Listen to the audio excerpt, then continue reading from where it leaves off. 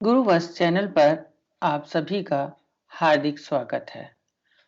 जैसा कि पहले वीडियो में हमने पढ़ा था कि वाक्य की क्या परिभाषा होती है, वाक्य के कितने अंग हैं, वाक्य में उद्देश्य क्या है, विधेय क्या है। अब हम दूसरे वीडियो में पढ़ेंगे कि रचना के आधार पर हमारे वाक्य के कितने भेद हैं। तो रचना के आधार पर अगर हम वाक्य के भेद करते हैं तो 3 भेद हैं। पहला है साधारण वाक्य, दूसरा है संयुक्त वाक्य और तीसरा है मिश्रित वाक्य। तो साधारण वाक्य को हम सरल वाक्य भी कहते हैं। ठीक है। अब साधारण वाक्य की क्या परिभाषा है? देखिए, साधारण वाक्य जिन वाक्यों में एक कर्ता हो, क्रिया हो, कर्म हो या ना हो, उसे साधारण वाक्य या सरल वाक्य कहते हैं।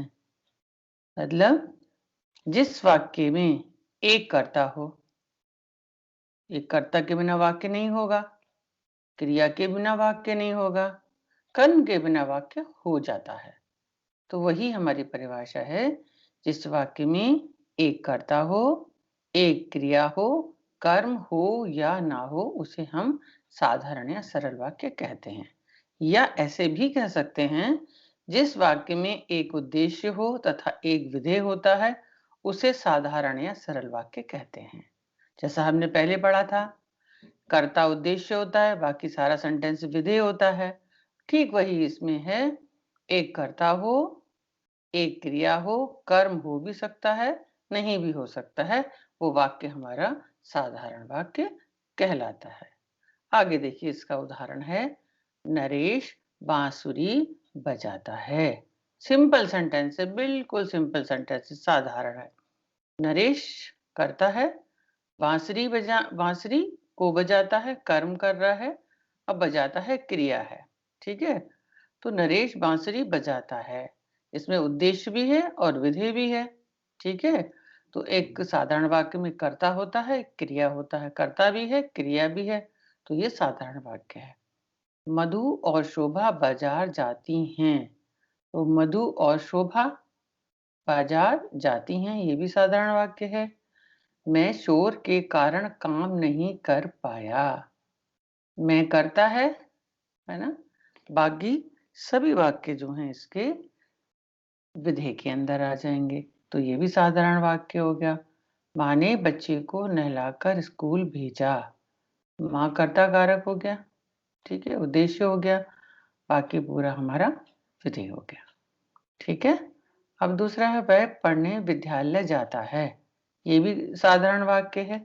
करता है, क्रिया है, कर्म है, कर्म चाहे हो या ना हो, वो वाक्य साधारण कहलाता है। तो इसमें हमारी शर्त दोनों मंजूर है। तुम बस रुकने के स्थान पर चले जाओ। तुम बस रुकने के स्थान पर चले जाओ, ये भी साधारण वाक्य है।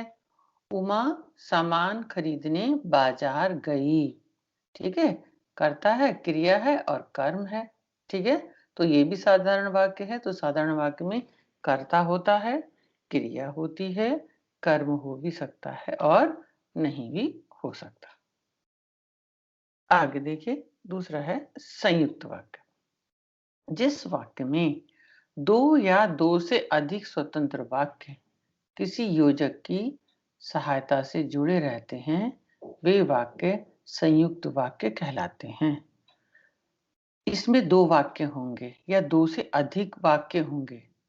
ठीक है। अब वाक्य स्वतंत्र होंगे, अपने आप में पूर्ण होंगे और किसी योजक की सहायता से, योजक क्या होता है मैं आगे अभी आपको बताऊंगी, वे वाक्य संयुक्त वाक्य कहलाते हैं। या ऐसे भी हम कह सकते हैं, दो वाक्य हों और दोनों अपने आप में पूर्ण हों, किसी दूसरे वाक्य पर आश्रित ना हो, ऐसे वाक्यों को भी हम संयुक्त वाक्य कहते हैं।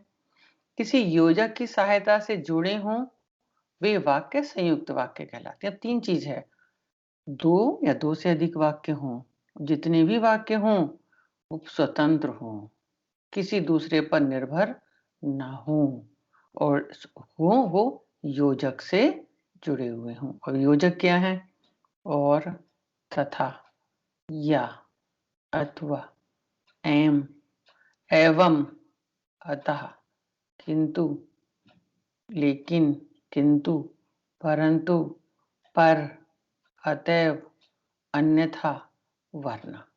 तो जब दो या दो से अधिक वाक्य स्वतंत्र होंगे, ठीक है, और वो इनमें से कोई भी, ये लगे योजक है हमारे, ठीक है, और इसमें से कोई भी वाक्यों के बीच में इन्हें आपस में जोड़ देता हो, ठीक है, तो उन वाक्यों को हम संयुक्त वाक्य कहते हैं।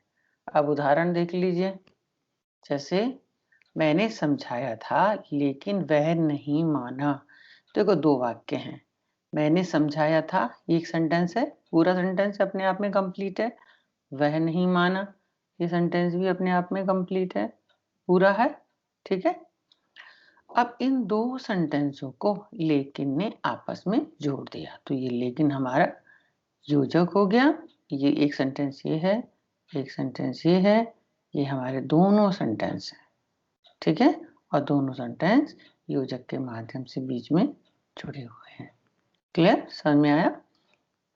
अब आगे है, तुम पढ़ लो या सो जाओ। तुम पढ़ लो, ये वाक्य अपने आप में कंप्लीट है। कहते तुम पढ़ लो, कंप्लीट है, सेंस क्लियर करता है। सो जाओ, सो जाओ भी अपने आप में पूरा है। ये दोनों वाक्य हैं, दोनों स्वतंत्र हैं, ये भी स्वतंत्र है, ये भी स्वतंत्र है, और दोनों या से जुड़े हुए हैं, इसलिए यहाँ पर ये भी संयुक्त वाक्य है। पुलिस को देखा और चोर भाग गए। चोर भाग गए एक सेंटेंस है, पुलिस को देखा एक सेंटेंस है, ये भी अपने आप में स्वतंत्र है, ये भी अपने आप में स्वतंत्र है, और से जुड़े हुए हैं, ठीक है। आज हड़ताल है, ये सेंटेंस अपने आप में कंप्लीट है। बाजार बंद रहेगा, ये सेंटेंस भी अपने आप में कंप्लीट है। ये दोनों सेंटेंस इसलिए से जुड़ गए, ठीक है, तो यहाँ पर भी संयुक्त वाक्य हो गया। वहां जाना सेंटेंस कंप्लीट है, जल्दी आ जाना ये भी सेंटेंस अपने आप में कंप्लीट है, लेकिन ये दोनों सेंटेंस जो हैं वो किंतु से जुड़े हुए हैं, ठीक है, तो यहाँ भी संयुक्त वाक्य हो गया। मैं आ जाऊंगा पर देर हो जाएगी। मैं आ जाऊंगा सेंटेंस अपने आप में कंप्लीट है, देर हो जाएगी ये भी अपने आप में कंप्लीट है, लेकिन दोनों सेंटेंस जो हैं, दोनों वाक्य पर से जुड़े हुए हैं, ठीक है, तो यहाँ पर भी संयुक्त वाक्य, क्योंकि हमारी डेफिनेशन हमसे ये कहती है कि जिस वाक्य में दो या दो से अधिक स्वतंत्र वाक्य किसी योजक की सहायता से जुड़े हो, योजक क्या है, ये नीचे दिए हुए हैं, तो उसे हम संयुक्त वाक्य कहते हैं। तो ये सारे सब योजक और सारी शर्तें इस उदाहरण में हमें मिल जाती हैं, इसलिए इन्हें हम संयुक्त वाक्य कहेंगे, क्योंकि इसमें लेकिन है, या है, और है, इसलिए है, किंतु है, पर है। सीधी सी पहचान है, जैसे कि इंग्लिश में हमारे कोऑर्डिनेटर होते हैं, एंड बट होते हैं, उसी तरह से इंग्लिश में है हमारे लेकिन, किंतु, परंतु, या, अतः, अतएव। तो ये जहां लग जाते हैं, तो जैसे हम लोगों ने देखा है होल सेंटेंसेस कंपाउंड, ऐसे हो जाता है नहीं, ऐसे ही संयुक्त वाक्य है, जहां पर ये कोऑर्डिनेटर लग जाते हैं, एंड, बट, और, उसी तरह से यहाँ पर है लेकिन, किंतु, परंतु, या लग जाते हैं, तो वो वाक्य हमारे संयुक्त वाक्य हो जाते हैं। अब आगे देखते हैं हम मिश्रित वाक्य। मिश्रित वाक्य में दो वाक्य होते हैं, इसमें दो वाक्य होते हैं, एक प्रधान वाक्य होता है और दूसरा वाक्य आश्रित होता है। एक मेन होता है और एक आश्रित होता है, अर्थात दूसरा वाक्य प्रधान वाक्य पर आश्रित हो या दोनों वाक्य योजक के माध्यम से जुड़े हों, उसे हम मिश्रित वाक्य कहते हैं। मिश्रित वाक्य क्या है? इसमें भी दो वाक्य होंगे, संयुक्त वाक्य में भी दो वाक्य थे, लेकिन संयुक्त वाक्य में दो वाक्य जो थे अपने आपस में स्वतंत्र थे, एक किसी दूसरे पर डिपेंड नहीं थे। लेकिन जब हम मिश्रित वाक्य की बात करते हैं, तो मिश्रित वाक्य में वाक्य दो होंगे, एक प्रधान होगा और दूसरा उस वाक्य पर आश्रित होगा, ठीक है, दोनों स्वतंत्र नहीं होंगे, एक प्रधान होगा, एक आश्रित होगा, और दोनों योजक के माध्यम से जुड़े होंगे, उन्हें हम मिश्रित वाक्य कहते हैं। अब योजक क्या है? इन योजक को हम संयोजक भी कह सकते हैं, कोई उसमें प्रॉब्लम नहीं है, संयोजक भी कहलाते हैं। जैसे जो, जिसे, उसे, कि, जहां, जब तक, यदि, तो, जैसे, तैसे, जिन्हें, जितना, जिस, ये हमारे संयोजक हैं। जैसे संयुक्त वाक्य में लेकिन, किंतु, परंतु यह आता है, रट लो, बिल्कुल रट लो। तो इसमें ये होंगे वो संयुक्त वाक्य होगा, जिसमें जो, जिसे, उसे, कि, जहां, जब तक, यदि, तो, जैसे, तैसे, जिन्हें, जितना, जिस, ये होगा, ये हमारे मिश्रित वाक्य कहलाते हैं। अब हम इसके उदाहरण देखते हैं। मुझे मालूम था कि वह आज नहीं आएगा। तो मुझे मालूम था, ये प्रधान वाक्य है। मुझे क्या मालूम था कि वह आज नहीं आएगा। आज नहीं आएगा, ये इस पर आश्रित है। ये आश्रित वाक्य है और ये प्रधान वाक्य है। ठीक है। जो मेहनत करता है वह सफल होता है। वह सफल होता है प्रधान वाक्य है।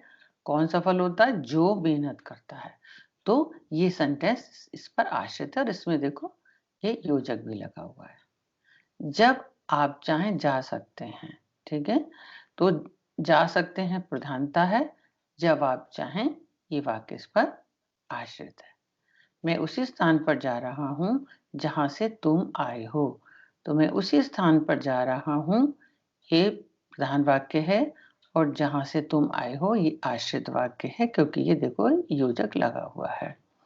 ज्यों ही वह घर पहुंचा, वर्षा शुरू हो गई। वर्षा शुरू हो गई प्रधान वाक्य है, ज्यों ही वह घर पहुंचा आश्रित वाक्य है। ठीक है। यह वही छात्र है जिसने कभी हिम्मत नहीं हारी। ये वही छात्र है प्रधान वाक्य है, जिसने कभी हिम्मत नहीं हारी, ये आश्रित वाक्य है। और एक बात हाँ और ध्यान रखना कि योजक जो इसमें बीच में इनको जोड़ते हैं ना, तो जब संयुक्त वाक्य होता है तो हमेशा बीच में होता है। ठीक है।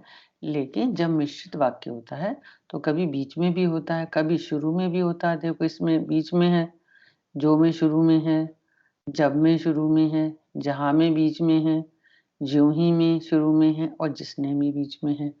समझ में आया? ये भी बहुत ध्यान से देखने की बात है कि संयुक्त वाक्य जब हमारे होते हैं तो हमेशा योजक बीच में होता है, और जब हमारे मिश्रित वाक्य होते हैं तो उसमें योजक हमारा शुरू में भी हो सकता है और बीच में भी हो सकता है। एक प्रधान वाक्य होगा और दूसरा वाक्य उस पर आश्रित होगा।